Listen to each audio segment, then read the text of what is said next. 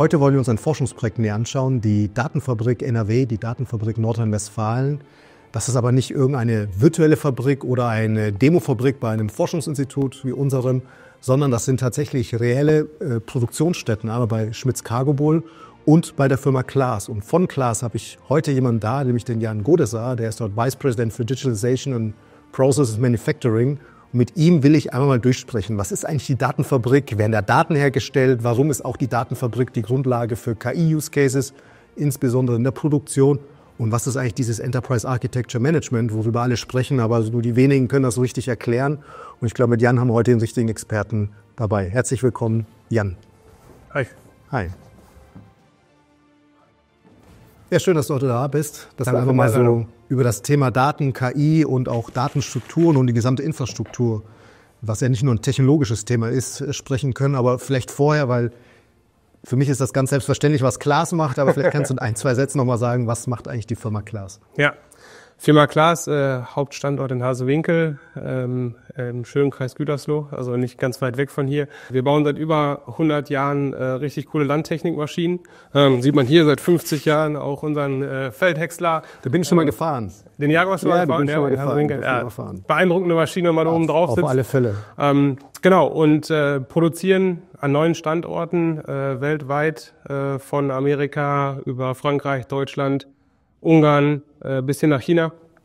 Unsere Maschinen teilweise für den lokalen Markt direkt vor Ort, aber teilweise auch local for global, haben ein sehr ausgeprägtes Manufacturing-Netzwerk. Ja, und ich darf mich im Bereich Manufacturing mit dem Thema Digitalisierung beschäftigen, verantworte den Bereich da. Genau, und das Datenfabrik-Projekt läuft auch bei mir im Team. Absolut, die produziert so viel und vor allem das Besondere nach wie vor in Hasewinkel und habt den Standort in den letzten Jahren ja massiv ausgebaut. Und in dem Kontext hat man eben auch über dieses Thema Datenfabrik eben, ich sage jetzt mal, diesen durchgängigen Zugang auch für das Next Level KI in der Produktion durchgängig mal vom Scratch zu planen. Genau, also wir haben mit der Datenfabrik sicherlich genau den richtigen Zeitpunkt erwischt bei uns. Wir haben 2020 ein sehr, sehr großes Werkstrukturprojekt gehabt am Standort Hasewinkel. Wir haben aus einer zweilinigen Mähdreschermontage eine einlinige Mähdreschermontage gemacht. Die kleineren Mähdrescher sind verlagert worden nach China tatsächlich, was aber so vom Produktionsvolumen, sage ich mal, in Hasewinkel aufgrund von mehr Absatz einfach von größeren Maschinen weltweit keinen wirklichen Downturn im Sinne von Produktionsstunden bedeutet hat. Wir haben eine einlinige Mähdreschermontage daraus gemacht, 15.000 Quadratmeter Halle, so im Zentrum des Standortes weggerissen. Sehr, sehr beeindruckend, was das Projektteam da geleistet hat, das in sehr kurzer der Zeit auch wirklich wieder aufzubauen. Und nachdem wir das gemacht haben, hatte unser Produktionsleiter damals schon die Vision, hat gesagt, so, jetzt haben wir die Physik irgendwie mal neu gemacht. Und jetzt müssen wir auch Richtung Digitalisierung, Richtung Daten, Richtung durchgängigerer Planung, Nutzung von 3D-Daten, also im Industrial Engineering, aber eben auch Richtung Shopfloor-Informationen an den Werker bringen. Da ist die Logistik mit einem eigenen Teilprojekt in Datenfabrik auch in den Vordergrund stellen. Sowohl die Inbound-Logistik, die Vereinnahmung, aber eben auch die Warenflüsse und logistischen Wertströme innerhalb der Produktion mal in den Fokus nehmen. Und da sind wir jetzt seit 3 Jahren zugange im Datenfabrik-Projekt mit 3 hauptamtlichen Teilprojektleitern eben für Industrial Engineering, Manufacturing, Execution und Logistik. Sind wir jetzt im letzten Jahr Crunchtime, wie der Kollege von Schmitz Cargobull immer sagt, und bringen da jetzt wirklich super coole Use Cases auf den Boden. Ja, absolut. Das ist bei euch sicherlich noch mal eine besondere Geschichte, weil man wahrscheinlich tagelang unterhalten, weil das sehr spektakulär war, wie ihr im Prinzip das eigentlich im laufenden Betrieb den gestoppt habt in der Sommerpause und dann gesagt habt, wir machen das alles neu. Und das eben nicht nur in der physischen Welt, sondern auch, sag ich mal, die gesamte Digitalisierung mitgezogen. Ne? Genau, wir haben während des physischen Projektes sozusagen auch nochmal eben nebenbei ein SAP EWM Implementierung mitgemacht. Das nebenbei ist natürlich in Anführungsstriche zu stellen. Das war schon ein riesengroßer Hub. Ja. Aber das hat uns einfach geholfen. Wir mussten sowieso sehr viele Stammdaten neu machen, weil die Physik sich geändert hat und dann in dem Zuge auch gleich die Möglichkeit genutzt, EWM mit einzuführen und dann den Lagerplatz quasi nur einmal neu anzulegen. Absolut. Genau, und beschäftigen uns jetzt in der Datenfabrik tatsächlich daran, die Potenziale aus dem EWM zu heben, aber eben auch mit KI-Use-Cases in der Implementierung, in der Wareneinnahme sind wir gerade ganz intensiv dran, eben halt auch Effizienz einfach und Automatisierung in die Prozesse reinzubringen. Ja, lass uns mal über die KI-Use-Cases, der ja auch fort und zum Großteil sind ja auch schon sehr viele umgesetzt worden. Ich glaube, in Summe waren es fast 50, die man identifiziert hat, im Rahmen des Projektes umzusetzen. Genau, im Gesamtprojekt um die 50. Wir sagen bei uns bei Class intern sind wir so um die 30 Use Cases, die wir in den 3 Teilprojekten verfolgen. Und da muss man auch ehrlich sein, das sind nicht alles KI-Use Cases. Ne? KI ist für uns schon auch wichtig zu verstehen und irgendwie einzuordnen. KI ist für uns vom Verständnis her ein Tool. Ja, genau wie Office, wie Microsoft, SAP, wie SAP oder sonstige Tools. Ja, es ist ein Tool und ich muss es an der richtigen Stelle für den richtigen Use Case anwenden. Und das ist schon ein Grundprinzip, was wir im Datenprojekt oder grundsätzlich in der Digitalisierung bei uns auch verfolgen, immer vom konkreten Use Case herzukommen, eine anständige User Story, ein anständiges Business Understanding zu machen und dann mit der IT zusammen zu gucken, hey, was ist denn eigentlich die richtige technische Lösung dafür? Und sicherlich ist der KI-Hype, sage ich mal, auch im Datenfabrik-Projekt durch ChatGPT und die ganzen Generative AI Möglichkeiten, also die neue Technik, die neue Technologie, die da reingekommen ist, nochmal mit einem neuen Hype versehen. Das heißt, wir haben uns dann nochmal intensiver um Generative AI Use Cases auch gekümmert, weil wir auch mehr verstehen mussten, mehr lernen mussten. Das hattest du, glaube ich, auch in einem der letzten Talks mit dem Kollegen von Phoenix Content, fand ich sehr beeindruckend. Ja, das Thema Training und Wissensmanagement, das ist enorm wichtig, da kommen wir vielleicht nachher nochmal zu. Konkret bei den Use Cases, Logistik ist für mich echt ein super Beispiel. Wir haben eine neue Fördertechnik, auch mit einem zweiten physischen großen Projekt, was gerade läuft. Wir kriegen einen neuen Wareneingang, der steht da jetzt auch schon mit einer zentralen Kommissionierung. Und jetzt im nächsten Jahr wird es dort auch nochmal Automatisierung im Sinne von Fördertechnik geben. Und diese Automatisierung supporten wir mit einem Use Case, nämlich einer Labelerkennung. Klingt erstmal langweilig, ne? So kalter Kaffee, ein bisschen Bilderkennung machen und interpretieren.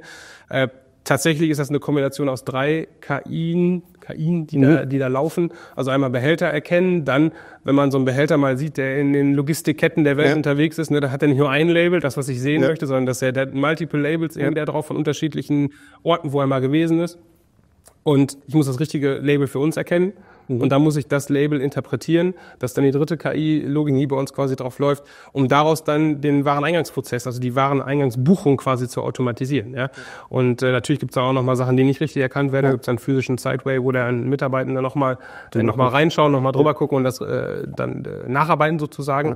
Aber der Idealprozess ist dann, die 3 KIs haben super funktioniert. Dann kommt unsere Fliegenklatsche, also ein automatischer Label-Applizierer für unsere interne Prozesse, für unser internes Labeling dann. Und dann geht das Ding halt direkt in den entsprechenden Lagerort. Ne? Und das ist für mich schon ein sehr hands-on Use Case, den wir gerade im Logistikumfeld machen. Das Ziel jetzt von Class oder produzierenden Firmen ist ja nicht des KI-Willens zu machen, sondern tatsächlich, um einfach Laufprozesse, Anwendungen vereinfachen, zu beschleunigen oder zu verbessern von der Qualität. Von der Qualität her auch. Wobei ich da auch sagen muss, je höher man dann teilweise auch im Management kommt, auch in anderen Stakeholdern ist, dann nehme ich das schon wahr, und das war für mich auch ein bisschen schon auch Kommunikationsaufwand, den man intern betreiben musste. Leute, das ist jetzt hier nicht, Generative AI ist schon was krass Neues, was gekommen ist, keine Frage. Und wir müssen uns damit beschäftigen. Aber wir müssen jetzt nicht auf Gedeih und Verderb und Biegen und Brechen hier KI und Generative AI Use Cases irgendwie implementieren. Und dieses Mindset bei den Entscheidern auf höherer Management-Ebene zu implementieren, zu sagen, hey, wir müssen das verstehen, weil wir müssen wissen, an welcher Stelle es uns den meisten Mehrwert bringt, an welcher Stelle KI und Generative AI das richtige Tool ist, um es in die Anwendung zu bringen. Ja? Vielleicht nochmal ein anderes schönes Beispiel, wo Generative AI uns auch jetzt eben den Weg ermöglicht. Wir haben im Datenfabrik-Projekt, das ist unser Mega-Use-Case intern, muss man sagen, wir haben ein Wecker-Assistenzsystem gebaut. Ja?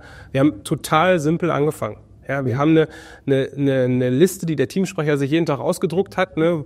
Reihenfolgeliste, welche Maschine bei euch nach welcher Maschine und welche speziellen Varianten hat diese Maschine, welche speziellen Konfigurationen eben.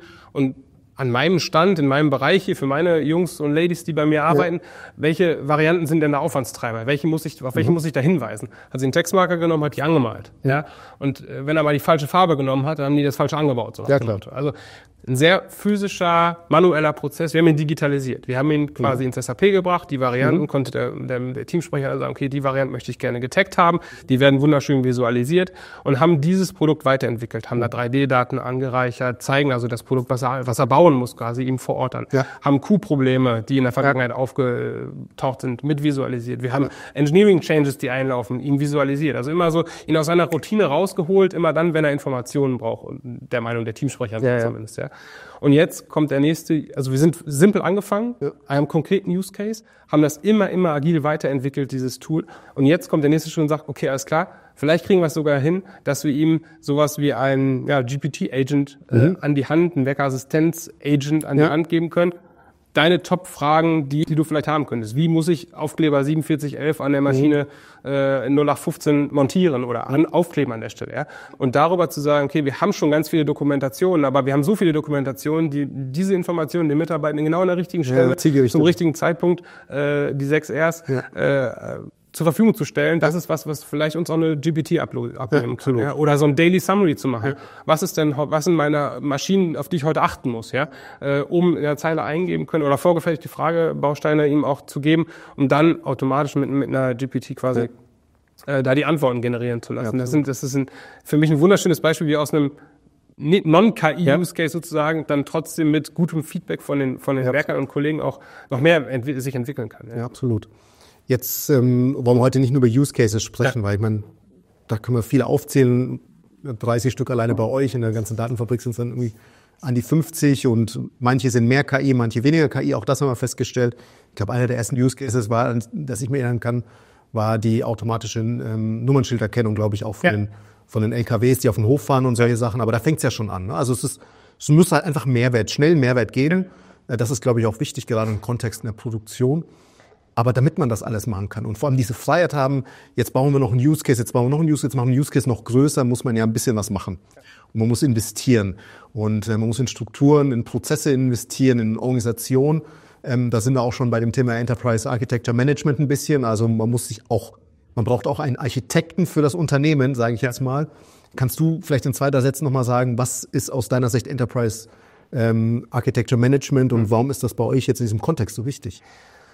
Also ich habe zu Beginn der Datenfabrik war ich selber tatsächlich Teilprojektleiter, also Teammitglied sozusagen in meiner alten Rolle vor 3 Jahren noch und habe dieses Thema TR4, Enterprise Architecture Management, betreut.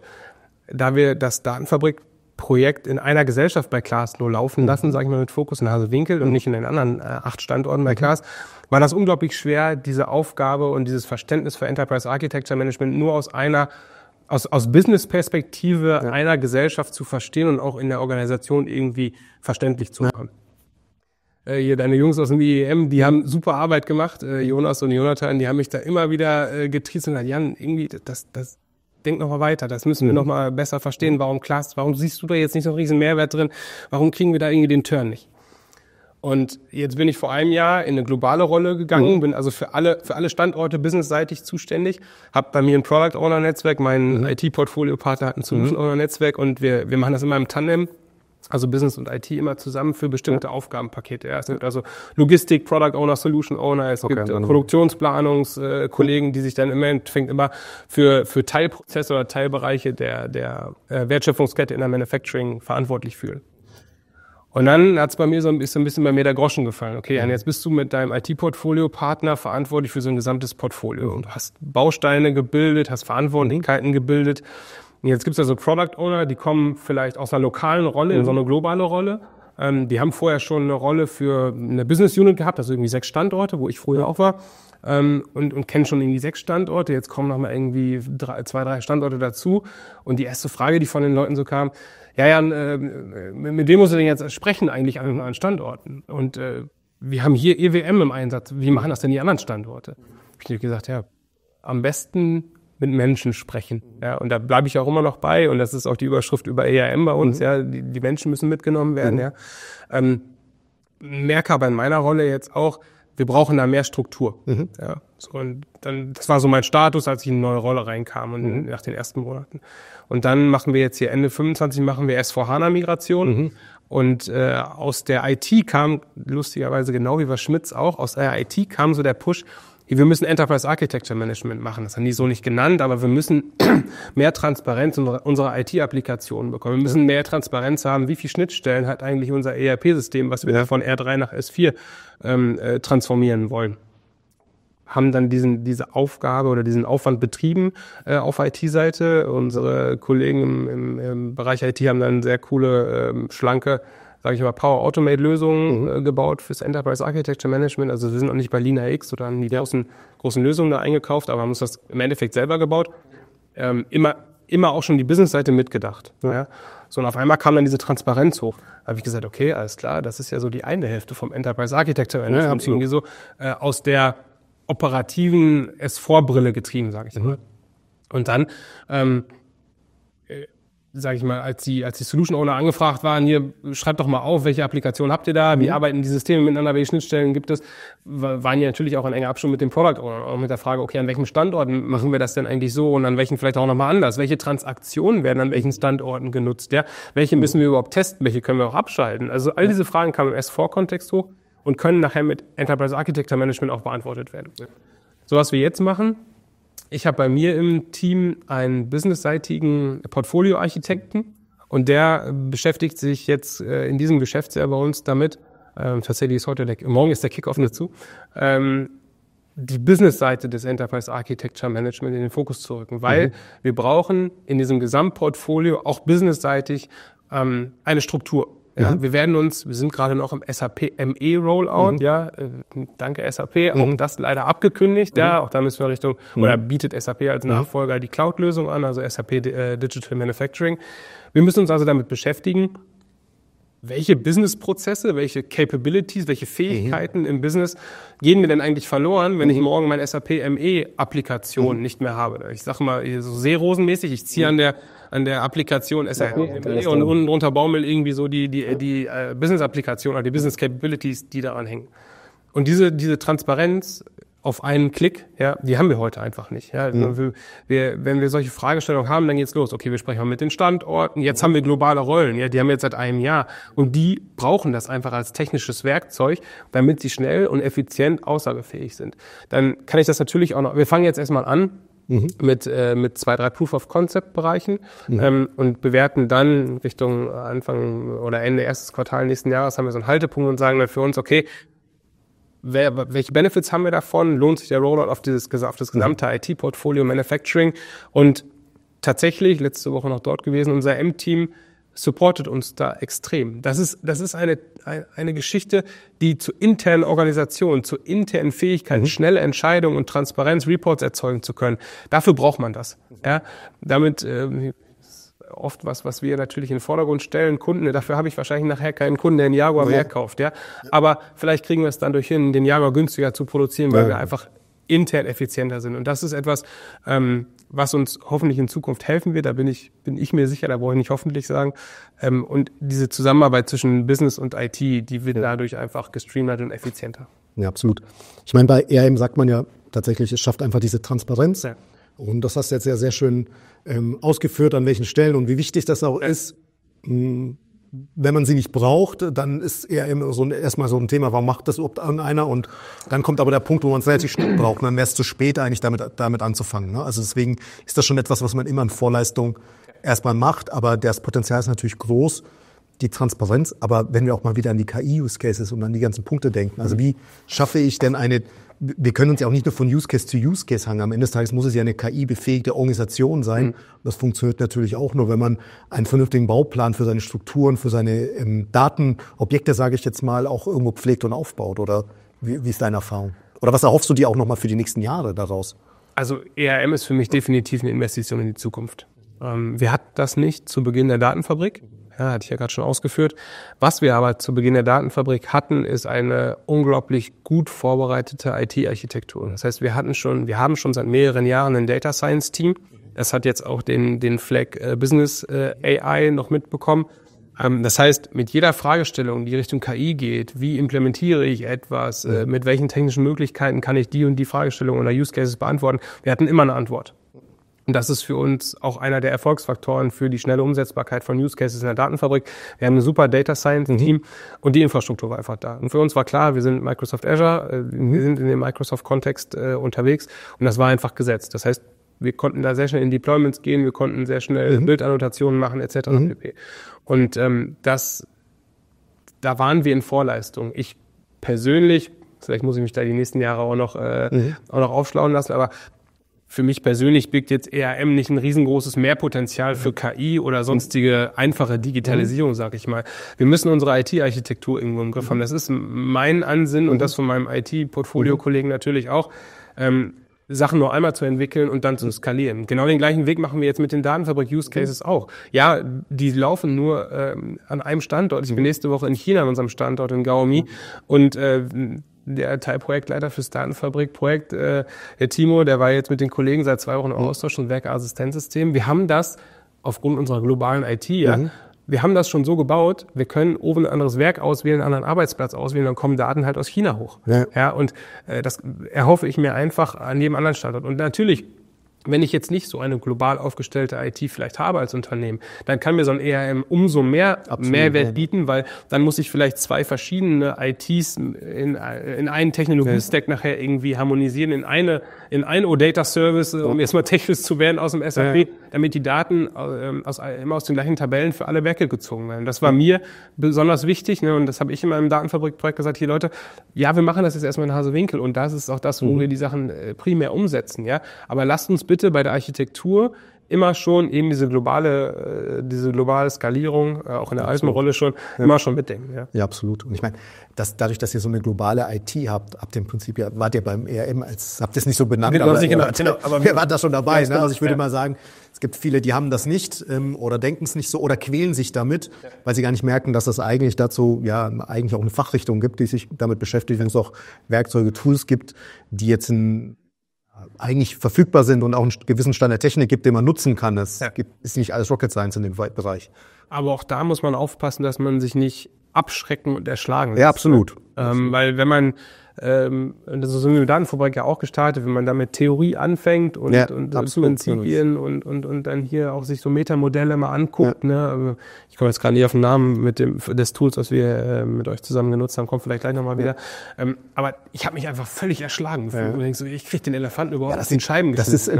Die Tools sehen typischerweise aus wie Informatiker-Tools, sage ich jetzt mal, ohne es despektierlich zu meinen, ne? Sondern das kommt ja auch von dem Set her. Also im Prinzip sind das ähnliche Methoden, mit denen würde man jetzt auch so die IT beschreiben oder in einem Fahrzeug oder in einem technischen System. Und das praktisch, jetzt beschreibt man aber die Prozesse innerhalb des Unternehmens. Und diese Abstraktionsebene, die ist ja jetzt etwas, was der deutschen Ingenieurin, deutschen Ingenieur im Studium nicht vermittelt wird. Das muss man ganz klar sagen. Ne? Das ist braucht man aber an den Punkten schon auch einen gewissen Maß mit dabei. Und das heißt nicht, das eine ersetzt das andere, sondern es ist einfach eine zusätzliche Komponente, die dann das Skalieren einfach deutlich einfacher macht. Jetzt habe ich es auch wieder mit Archimate hatten wir damals gearbeitet und hier nach TOGAF, nach dem Prinzip. Ne? Das sind hier, wollte ich jetzt gerade auch, das ist schon dann hier die Hintergrund, sage ich mal. Ne? Und dass ich für mich dann aus meiner Rolle nur aus einer Gesellschaft kommt, irgendwie so noch gar kein Verständnis von ERM, dachte ich mir so, boah, was ist das denn jetzt alles? Absolut. Wo bringt mir das was? Wie kriege ich das verkauft? Ihr sagt mir, das bringt mir. Ne? Hier Schmitz-Cargowohl hat dann während des Datenprojektes tatsächlich auch einen Enterprise-Architekten eingestellt. Ja. Den haben wir so, bei uns aus IT-Perspektive haben wir den nicht, overarching-mäßig. Ne? Hier im Nachhinein muss ich sagen, ich habe das Wichtige für mich, glaube ich, rausgenommen und jetzt in der globalen Aufgabe auch erkannt, hey, da ist ein Mehrwert und da müssen wir uns mit beschäftigen, damit wir einfach effizient digitalisieren und KI-Use-Cases auch implementieren können. Das würde ich nochmal sagen, TOGAF, das ist praktisch so ein, ich sage jetzt mal, ein riesen Framework und sehr stark auch so in den USA auch getrieben. Was natürlich für die meisten Unternehmen da würde ich sagen, schießt man mit Kanonen auf Spatzen. Definitiv, aber es hat natürlich Grundansätze und es gibt halt eben auch Leute, die sich da tief auskennen und natürlich unterstützen können. Es ist ja also man hat ja den Architekten, der wohnt ja auch nicht bei einem zu Hause, aber man braucht vielleicht mal den Architekten, um sein Haus zu bauen und danach ist es auch wieder gut. Umso ähnlich das Set da auch dann da zu vergleichen. Was würdest du sagen, aus deiner Sicht sind so Lessons learned oder was du aus dem Projekt vielleicht nochmal weiter für dich persönlich mitnimmst oder für die Organisation oder wo vielleicht auch der Austausch mit Schmitz-Cargowohl, die auch in dem Projekt ja intensiv mit dabei sind Schmitz Cargo, kennen die meisten Leute wahrscheinlich eher als Claas, wenn sie zumindest im Stau stehen und den Elefanten sehen am Anhänger vorne. Also die stellen die Trailer her, einer der führenden Hersteller in Europa. Wo ist der Erfahrungsaustausch, wo hat sie da mal wirklich auch was mitgegeben, in so einem Projekt zu machen und nicht jetzt im Klärstellen Kämmerlein? Also für uns interne Lessons learned ist sicherlich das Thema Fokus. Also ich bin sehr, sehr happy, dass wir den Luxus haben, ein dediziertes Team dafür zu haben mit 3 Teilprojektleitern und dem André bei uns als Hauptprojektleiter. Das ist wirklich die Quintessenz. Wir brauchen Fokus für Digitalisierung. Wenn jemand sich mit KI beschäftigt und Datenanalyse machen muss, das macht man nicht mit 10% als Hobby nebenbei neben seinem eigentlichen Daily Business, sag ich mal. Immer vom Use Case herkommt und an konkreten Use Cases Sachen auszuprobieren und dann in die Implementierung zu bringen. Hier Beispiel Werkassistenzsystem, würde ich glaube ich vorhin in Fischerbreite fast schon erzählt. Aber hier, es ist einfach ein... Ja, also die Begeisterung ist ja das, was überzeugt dann eines Tages. Das stimmt wohl. Hier am Austausch zu Schmitz Cargo wohl ist, wir sind von den Prozessabläufen her schon ähnlich, da gibt es Analogien. Natürlich hat Schmitz Cargo wohl noch mal eine ganz andere Fertigungstechnologie, auch sehr viel mehr Automatisierung in Automatisierungsanlagen als wir. Nichtsdestotrotz so ein Thema wie Manufacturing Execution System, da sind die Kolleginnen auch gerade dran. Da haben wir uns intensiv ausgetauscht.